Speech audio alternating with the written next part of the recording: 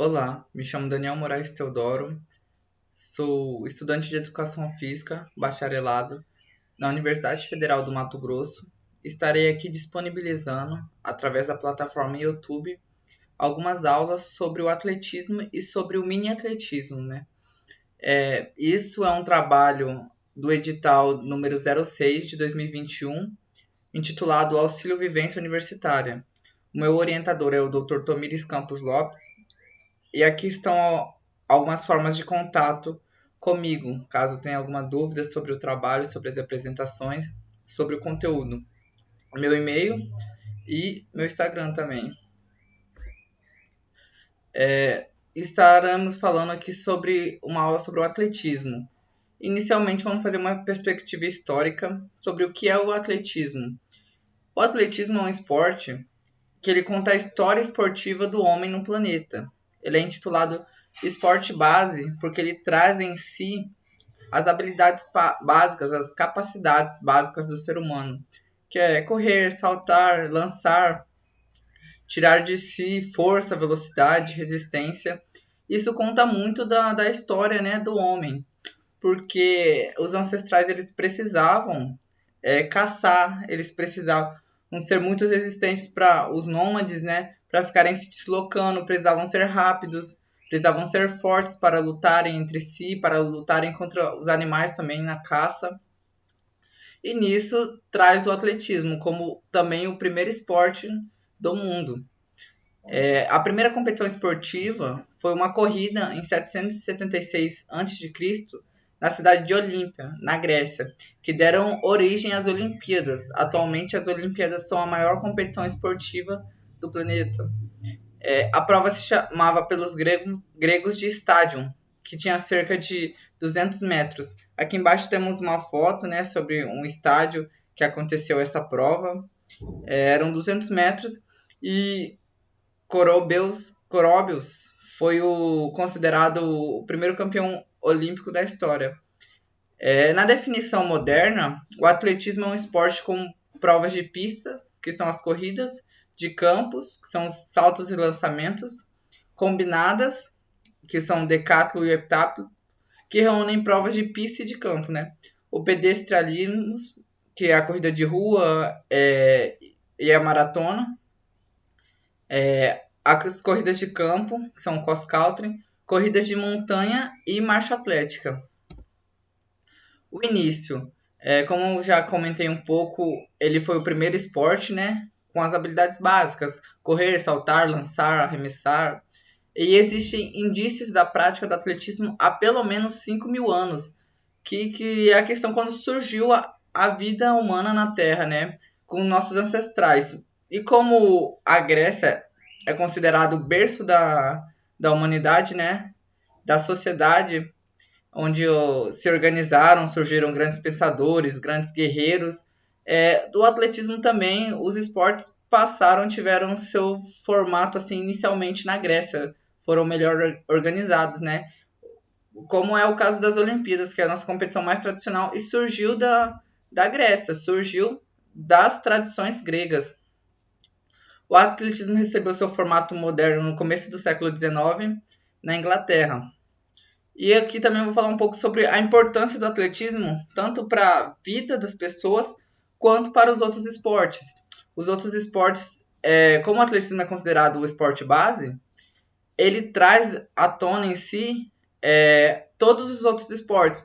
Porque independente do esporte que for o coletivo, esportes individuais, futsal, vôlei, futebol, qualquer esporte que seja, vai estar contido dentro dele habilidades do atletismo. Eles precisam ser fortes, precisam ser rápidos, precisam ser habilidosos, precisam de coordenação, de técnica, e tudo isso, a base é o atletismo. O treinamento vem do atletismo. Então, o atletismo ele é o esporte que se originou todos os outros esportes. Por isso, ele é considerado um dos esportes mais importantes que existem hoje. E sempre existiram. Vamos falar um pouco da Olimpíadas, que é a nossa maior competição. Ela acontece de 4 em 4 anos com uma cidade sede. A nossa última Olimpíada foi em 2021, agora em Tóquio, mas ela deveria ser em 2020. devido ao seu cronograma. Mas, devido à pandemia do Covid-19, ela foi adiada para 2021. E 4 anos atrás, 5 anos atrás, no caso esse caso atípico, foi aqui no Brasil, foi nas Olimpíadas do Rio em 2016. E como nos Jogos da Grécia Antiga, o atletismo permanece como o principal esporte olímpico dos tempos modernos. Ele é o único esporte categoria nível 1, ou seja, o atletismo é o esporte mais importante das Olimpíadas. Por isso ele é deixado para os dias finais das Olimpíadas. Inicialmente tem outros esportes, mas o atletismo, pelo seu grande número de provas, ele começa da metade dos dias, né, até o final. E existe uma frase que diz que não pode existir Olimpíada sem atletismo, porque o atletismo, mas pode existir uma Olimpíada apenas com atletismo, porque o atletismo é o esporte fundamental, é o esporte que traz todas as habilidades básicas, né? Traz o melhor de cada ser humano. Lá sabemos quem é a pessoa mais rápida do mundo, a pessoa mais resistente, a pessoa mais forte. E é através do atletismo que descobrimos isso. Eu vou estar falando um pouco também sobre a história do atletismo no Brasil. Ele surgiu aqui mais especificamente nas últimas décadas, né? No século XIX. Nas últimas décadas do século XIX, lá por volta de 1880. Em 1914, a Confederação Brasileira de Desportos se filiou à IAAF. A IAAF é a instância máxima, até o momento é a instância máxima do atletismo.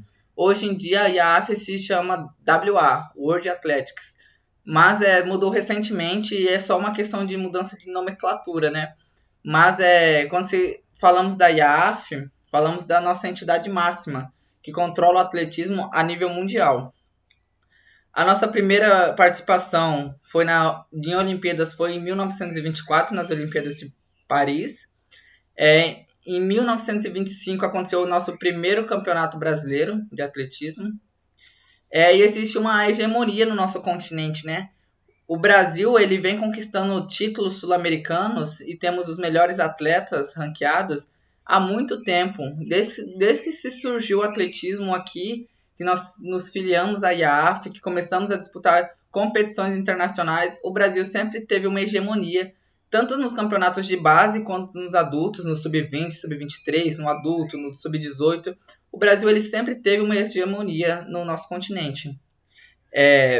Desde o primeiro campeonato sul-americano de atletismo foi em 1909, em que nós participamos, e no Brasil foi em 1937, que nós sediamos. Desde 1974, o Brasil não é superado na competição regional, no caso sul-americano. A proeza é a única na história nas áreas geográficas que compõem a IAAF. Então, nos continentes, só o Brasil que tem essa hegemonia no seu continente. A CBAT, que é a nossa entidade máxima nacional, foi fundada em 1977 e começou a operar em 1979. Em 1987, atletas devidamente qualificados têm garantido seu direito de representar o país nos eventos internacionais no exterior. Ou seja, nós temos uma democracia aqui, né, que existe um ranking nacional. Então, os melhores atletas ranqueados, com os melhores tempos, eles têm o direito de representar a seleção. Então, eles são convocados por mérito pelo ranking nacional. A CBAT organizou 3 campeonatos da IAAF, que no caso foi o Mundial Feminino de 15 km no Rio de Janeiro, o Mundial de Maratona em Revezamento em Manaus e o Mundial de Meia Maratona no Rio de Janeiro, que foi em 2008, esse último. E também tivemos a sede das Olimpíadas no Rio, em 2016. Aqui vamos falar como funciona o atletismo na questão de organização e de federações. Nós temos a World Athletics, que é a antiga IAAF, né? Que ela controla o atletismo a nível mundial. Todos nós seguimos as regras da World Athletics. A nível nacional temos a CBAT, que é a Confederação Brasileira de Atletismo.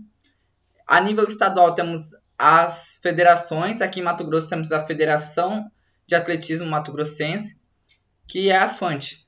E temos clubes e associações, que são aonde os atletas estão. A World Athletics, a CBAT, E as federações estaduais, elas organizam competições, elas convocam atletas para competições nacionais, competições internacionais, elas fazem as convocações. Mas todos esses atletas, eles são de clubes e associações, que é onde eles efetuam seu treinamento, onde eles têm seu treinador, onde eles têm um local para treinar. E aqui eu vou estar mostrando um pouco da pista. Ela tem 400 metros. E aqui a gente tem algumas imagens delas. Aqui, essa é a pista da UFMT, o COT, o Centro Oficial de Treinamento, que conseguimos ela através da Copa do Mundo de 2014. Ela iria ser usada para treinamentos das seleções que viessem disputar e quisessem um local para treinamento, mas ela não ficou pronta. Ela foi se oficializar nos últimos anos, 2019, 2020, que ela teve esse pequeno atraso, mas hoje em dia podemos desfrutar delas. Ela geralmente é uma pista sintética, mas existem pistas de terra, pista de brita, mas para competições é recomendado que seja sintética. E para competições nacionais, competições importantes, é um requisito ser uma pista sintética com medidas específicas da IAAF. E aqui tem algumas orientações, né? A pista ela tem faixas e obstáculos e barreiras. Existem marcações durante a pista inteira para cada prova, né? Porque existem provas que são raiadas, existem provas que não são raiadas, existem provas que saem da marcação oficial, que é a chegada, e existem outras provas que são de acordo com o seu objetivo, né? A do 10 mil, por exemplo, a do 5 mil, a do 3 mil. Então, cada prova vai ter o seu local de saída. As provas, elas são divididas entre provas de pista, provas de campo, provas de rua e combinadas. Nas provas de pista, temos as corridas rasas, as corridas de revezamento, corridas com barreiras e corridas com obstáculos. Nas provas de campo, se dividem entre provas de lançamento e provas de salto. Nas provas de lançamento, elas são lançamento do disco, lançamento do martelo, lançamento do dardo e o arremesso do peso. As provas de salto, elas são salto em altura, salto com vara, salto em distância e salto triplo. Todas essas provas acontecem dentro de um estádio de atletismo. E existem as provas de rua, que elas acontecem na rua mesmo, em percursos no asfalto, que são a maratona, a marcha e a corrida de rua mesmo, que existem diversas corridas com diversas quilometragens, desde 3 km a 18, a 20, depende dos organizadores, né? Então, o seu organizador que você vai fazer uma corrida de 5, de 10, de 20, ele tem esse direito. E tudo depende do objetivo do organizador.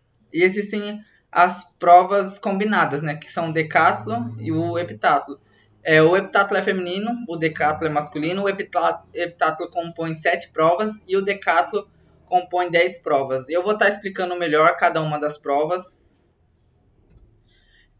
Iniciando com as corridas de velocidade.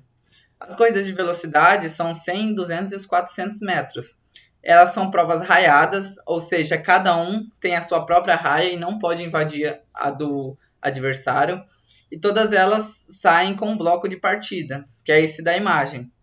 Que ele é usado para dar impulsão para os atletas, para eles conseguirem sair com uma técnica, com uma rapidez assim um pouco maior. Existem a prova de meio fundo, que é o 800 e o 1500. Aqui, como podemos ver na imagem, essas não são raiadas. O 800 ele é raiado apenas os primeiros 100 metros, que é para os atletas não se chocarem. Mas após 100 metros, eles já podem todos ir para a mesma raia, que forma o pelotão que a gente chama. E eles não usam bloco de partidas, eles já saem em pé. Eles ficam em pé e esperam o tiro de largada. Existem as provas com barreiras, que são 100, e os 100 são feminino, 110 é masculino, e o 400 com barreira é de ambos os sexos, tanto feminino quanto masculino. E todas elas são raiadas também, né? Os 100 metros, os 100 e os 110, todas as barreiras ficam uma do lado da outra. Como essa questão dessa imagem acima aqui e dessa do meio. Porque são apenas uma reta. Já o 400 não. Como é raiado e cada um estão nas suas raias, existem a questão de que quem corre por fora, corre nas últimas raias, ele começa um pouco mais à frente dos adversários, porque na curva essa distância vai se igualar. Então, a prova, as barreiras são colocadas, não são lado a lado, mas ao mesmo tempo elas estão equalizadas, todos estão percorrendo a mesma distância, só que alguns correm mais na curva e outros não. Existem os 3.000 com obstáculos, que é uma prova que existem 5 obstáculos dentro da pista e inclusive uma fica no fosso. Fosso é essa superfície com água em que os atletas têm que passar e pela água mesmo. Mas é apenas um obstáculo que tem. Existe apenas um fosso nessa prova. E agora temos a corrida dos fundos, né? 3.000, 5.000, 10.000 e a maratona, que são 42 km.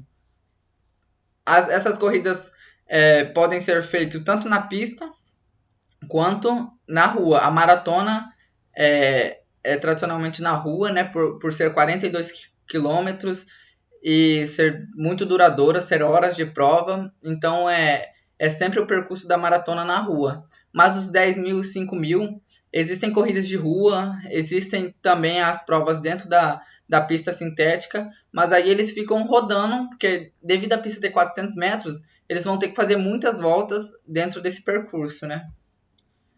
Existem os saltos horizontais, que são a distância e o triplo.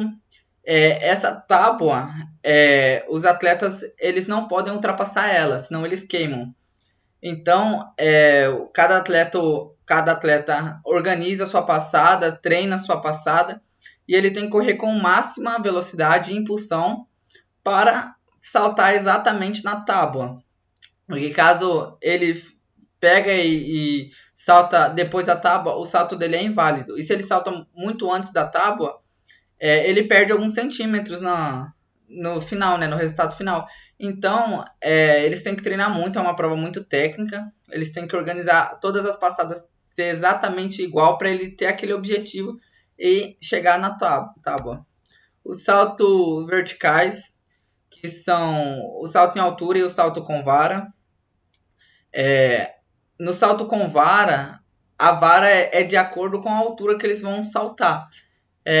Devido o sarrafo vai subindo, existe essa estrutura que se chama sarrafo, tanto no salto em altura e no salto com vara, que os atletas eles têm que passar, transpor ele por cima e não podem derrubar ele. Encostar pode, mas se esse encostou e o sarrafo caiu, quer dizer que o salto dele foi inválido. Então, e no salto com vara, o sarrafo ele vai mudando de acordo com sua altura.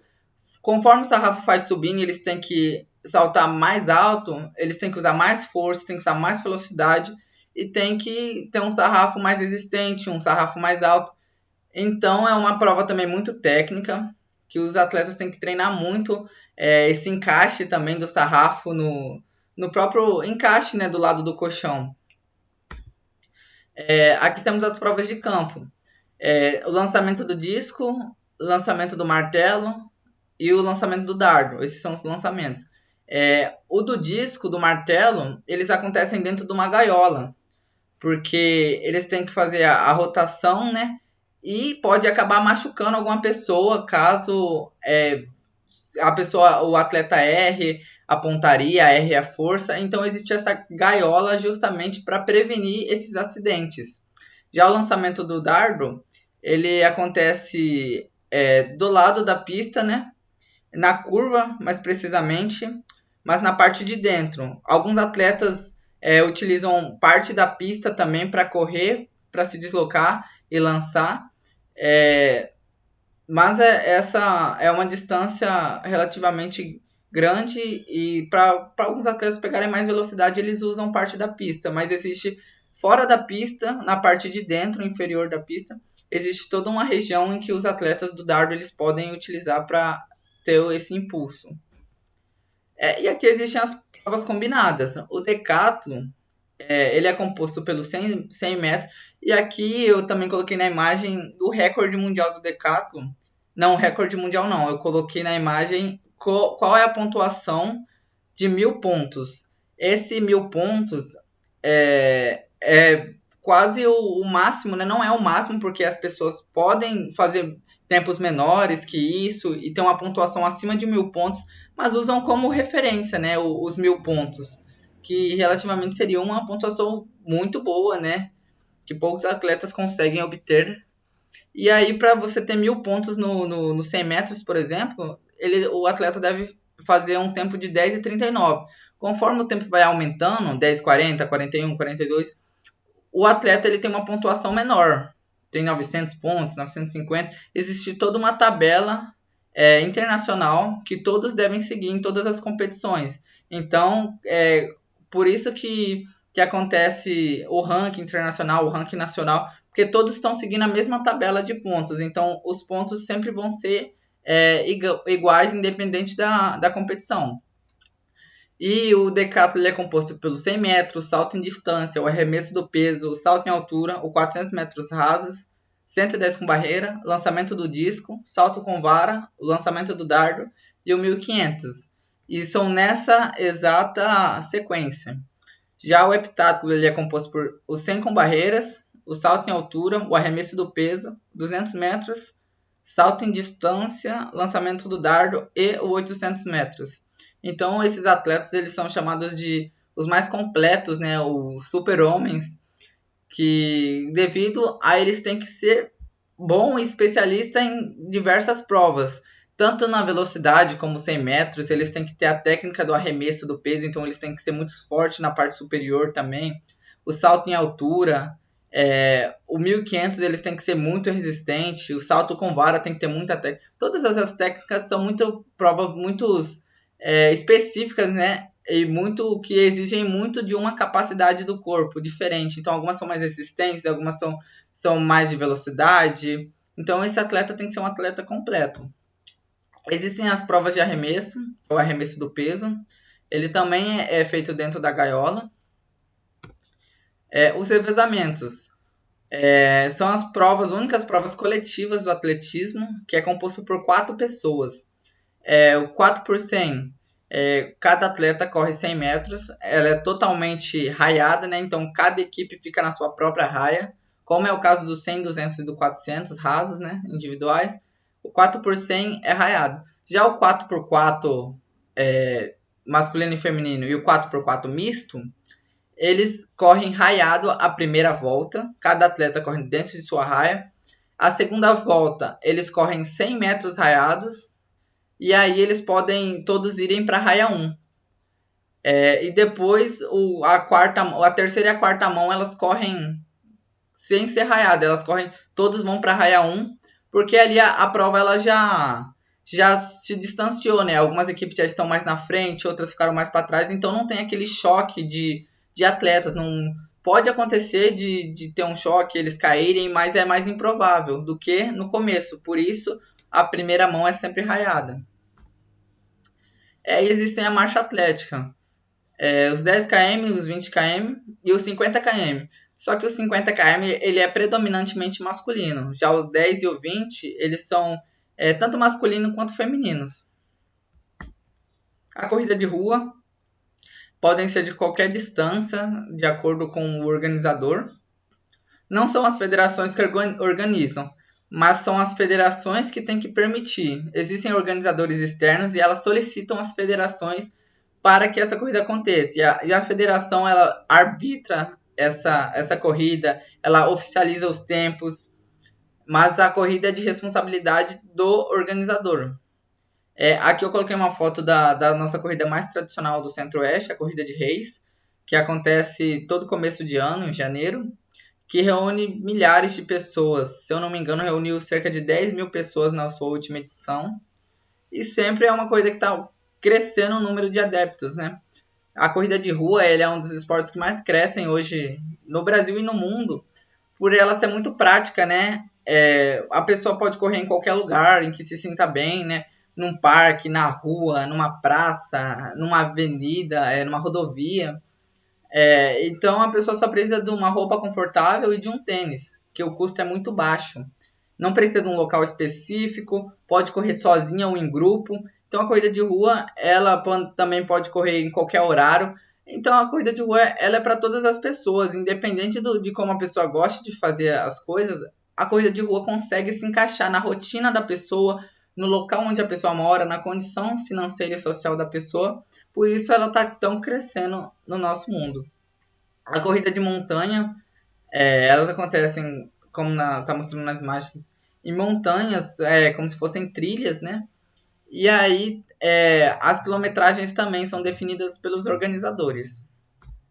O cross country, que é uma corrida de campo, ele tem alguns obstáculos, né? Ele é na grama, algumas vezes na lama. O percurso em si ele é muito diverso, né? Eles correm na grama, correm na lama, podem passar pelo rio. Aqui, como na imagem, estão passando pelo feno.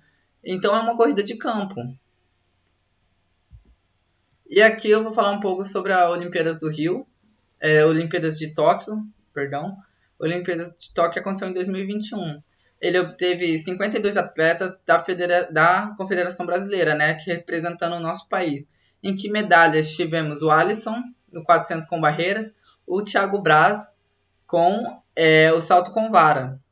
E também tivemos uma ótima colocação do Darlan, que ele obteve o 4º lugar no arremesso do peso. O Brasil ele conseguiu ter uma boa participação, teve muitos atletas participando. Não somos uma potência olímpica no atletismo, nós temos hegemonia no nosso continente, na América do Sul, mas em questão de Olimpíadas, as marcas, os tempos, os arremessos, eles são mais fortes do que aqui temos no Brasil. Mas estamos evoluindo a cada dia, conseguindo melhorar. Sempre tivemos uma boa participação em Olimpíadas e pretendemos cada vez mais estar levando mais atletas que consigam os índices para se participar, que consiga trazer boas colocações e representar bem o nosso país. A próxima Olimpíadas será em 2024 em Paris e pretendemos ter uma boa colocação lá, pretendemos ter uma boa participação. Aqui são as referências que eu usei, principalmente do site da CBAT, a nossa Confederação Brasileira de Atletismo. 2 livros também que eu usei, que são livros muito interessantes para quem quer trabalhar com atletismo, principalmente o atletismo se aprende na escola. Ele ensina como se trabalhar com o atletismo na escola. Que também, eu usei referências também do mini atletismo, que é o livro que eu vou estar explicando na próxima aula. É isso, obrigado.